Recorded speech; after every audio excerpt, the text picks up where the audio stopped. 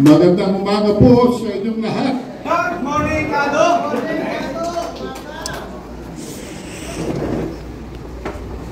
Magse-77 na ho ako sa December.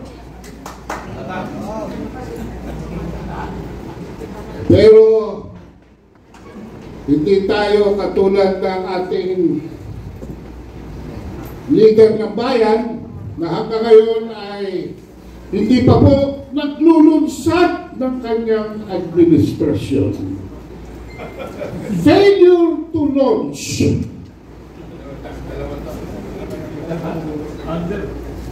At dinadala pa tayo sa World War III. Explain ko sa inyo ang World War III. Baliktad actually. 3 digmaan ang krisis sa Malacanang. Bakit? Pulse Asia June survey speaks for itself.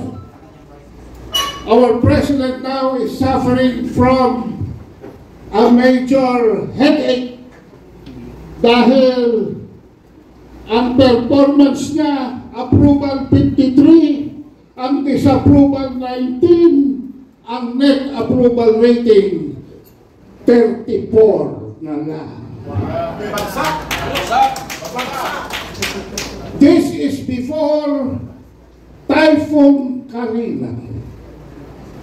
Ang kanyang trust rating 52, approval 21, disapproval net 31%.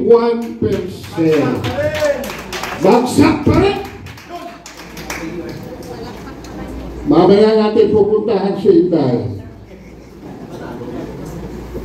Papayag ba kayo na 3 lamang sa 10 Pilipino ang sumusuporta sa ating Pangulo? Papayag ba kayo? Hindi. Dahil ilan daw yung bumoto sa kanya? 31 million. Bakit ngayon mukhang 5 billion ha? Natatapos lang po ng State of the Nation address ng ating Pangulo. Pero para sa atin, ito ho ang tunay na State of the Nation. Our most urgent national concerns na sinimula na kanina i-describe ni Carmento Laurel.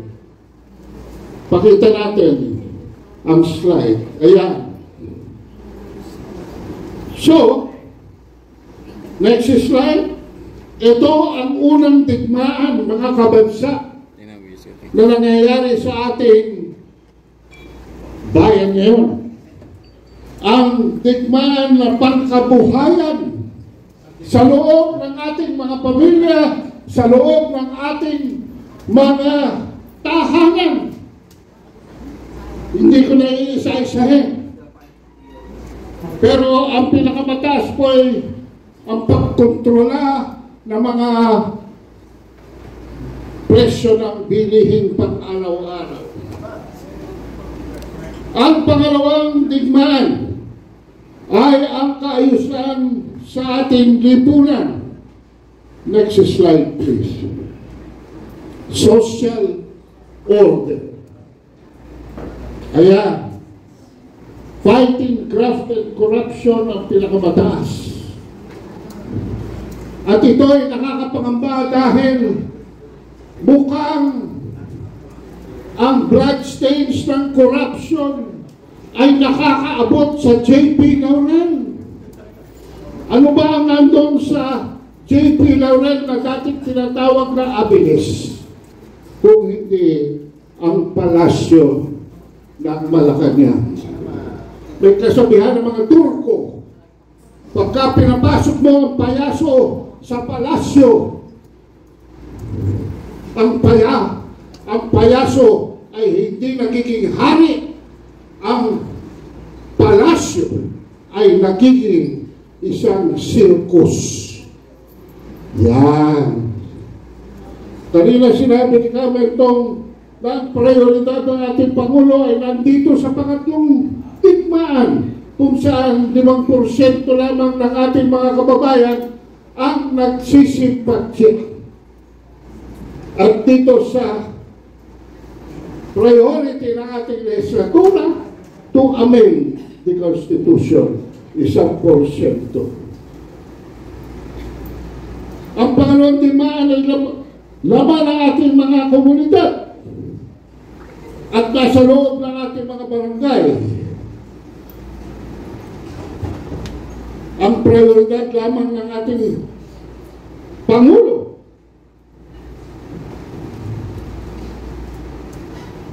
ay nandyan sa 5%. Sa magulong isip lamang ng mga bangag at sa bangag na utak lamang ng ating liderato. Subalit ano ang epekto nito sa ating sambayanan? Sa buong bansa, matinding pagkalito, malalim na kaguluhan na nagbabadya ng malawakang kamatayan. Mga kaibigan, mga magulang at kapatid, gusto ba natin isubo ang ating bansa sa isang digmaan na hindi naman atin?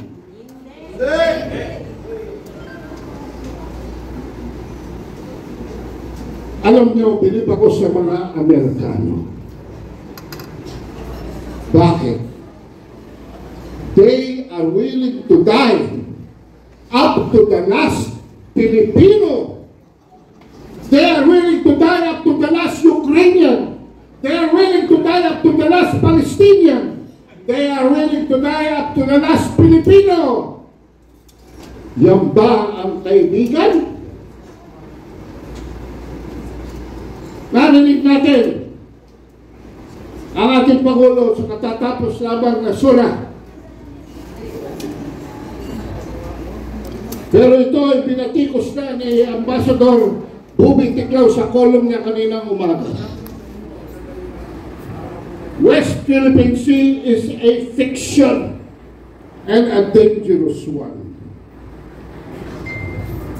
Alam nyo, si Marcos, hindi Pangulo nung magsalita siya sa harap ng Kongreso. He was a cheerleader. Ra, ra, ra! Sis Pompa! Palakpakan naman ang mga buhaya! Ang sabi niya, we will not need, we will not waver. Ala, yung recent resupply mission to our soldiers on board the BRP Sierra Madre at Ayungin Shoal was without any incident. It was peaceful. Why? Because Marcos wavered. Because Marcos knelt. Marcos considered that number one, there will be prior notification. Number two, that there will be cargo inspection to show only humanitarian necessities and no construction and building materials were on board the supply ships. Huwag po tayong mag-isip na miski na isang segundo na papasok tayo sa teritoryo ng ating isang banyagang bansa ay bibigyan pa tayo ng red carpet. Mga kabansa, yan po ay red line. Makakapasok lamang tayo dyan kung meron tayong protocol na sinimula noong panahon ni Erap hanggang kay Duterte. Pero inalis po yan ni Marcos at ngayon ibinalik na niya. So Marcos wavered at lumuhod siya. Dahil kung hindi siya luluhod, mag-aalsa ang Armed Forces of the Philippines dahil ang mga marino naka-assign sa BRP Sierra Madre ay mamamatay sa gutom. huwag tayong magpiruan pagdating sa foreign relations. Hindi na yan abot ng payora ni Tambaloslos. Hindi na yan abot ng ayuda ng First Lady.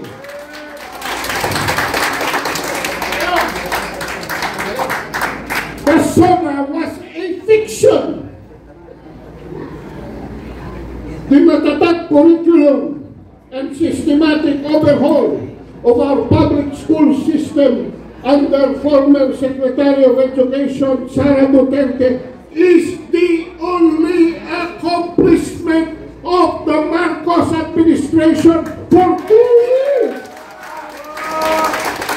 Mabuhay si Sara! The President himself confirmed that, because the Vice President's historic landmark for the longest portion of his SONA. I-review niya yung SONA. Pinakamahaba yung tungkol sa ating mga guro at sistemang edukasyonal. Kaya ang acronym ngayon ng SONA, State of No Achievement. So, the Pogo ban is a fiction. Isang araw lamang, kinabukasan, all Pogos will be banned by year end. Ano ang nangyari? Nag-announce na his wife's stool picture, si Altenco Popcorn Chairman, was already announcing 12 exemptions. It seems magkakaroon lamang ng pagpapalit sa pangalan. Pogo to internet gaming licenses para magkaroon ng isa na namang round ng kutungan. Wow! The 5,500 flood control projects are a fiction. Pinatunayan niya ng Typhoon Karina.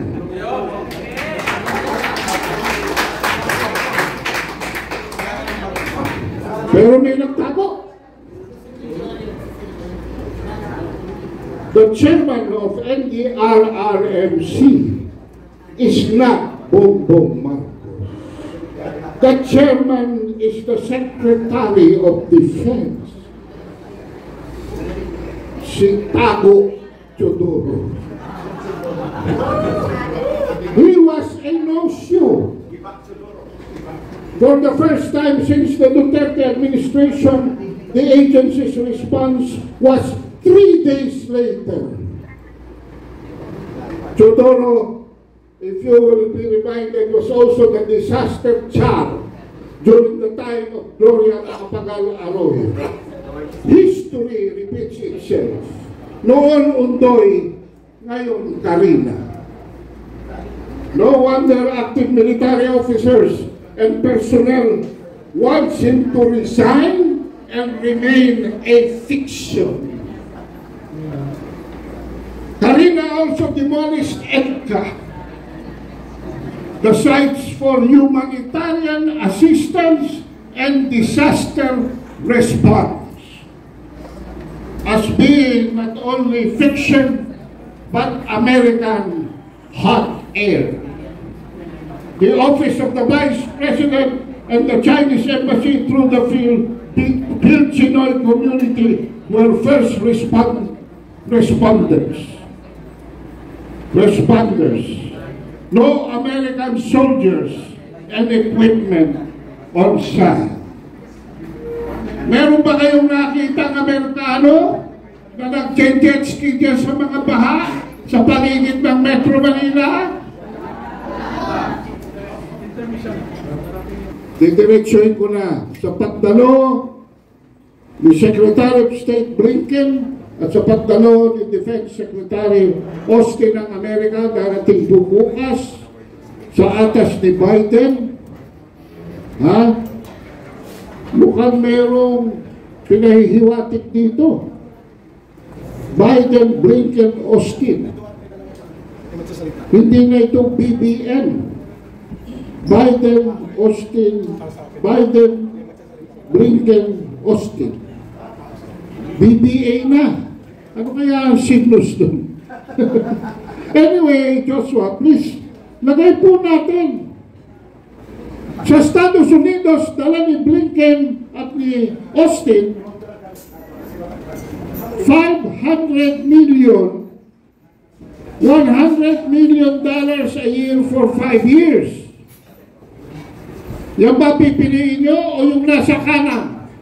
Continuation of projects in the pipeline and 23 billion pledge by Xi Jinping to Marcos as economic assistance. Ano ang gusto nyo? Kalahating bilyon? O 23 billion? United States. Hindi naman papasok ito sa Pilipinas. Itong perang to. Pupunta ito sa mga bulsa ng mga war equipment manufacturers. Military and equipment and supplies only. Samantalang sa kabila, an economy that can afford military modernization. Pangatlo, delivery in kind, no economic benefits for the country. Sa kanan, new money to spur development and shield the inflation. So, anong pipiliin nyo? Pang-apat, isang katerbang provisiones. Kapalit, scratch my back, I scratch yours. Yung kabila, walang onerous conditionalities. Kung ano lang ang mapag-usapan. Huli, narito po ang danger of preemptive attack by China, Russia, and North Korea. Explain ko lang konti mamaya. Sa kabila, ASEAN neutrality and nuclear-free zone. Mga kabansa, itong panghuli, danger of preemptive attack by China, Russia, and North Korea ay pinagtitibay dahil noong Abril 17, nagpasok po ang Amerika rito ng tinatawag na Typhoon missile system. This is capable of launching the Tomahawk subsonic missile ng Amerika with a 2,500 kilometer radius. Abot sa Guam, abot sa Malaysia, abot sa Brunei, abot sa Singapore, abot sa Indonesia. Sa kanluran, abot sa Laos, abot sa Myanmar, abot sa Cambodia, abot sa Vietnam, abot sa Thailand. At sa norte, abot sa China, abot sa North Korea. At nakalimutan ng Amerika na ang Russia ay may Pacific Front sa Vladivostok na nakaharap sa Alaska.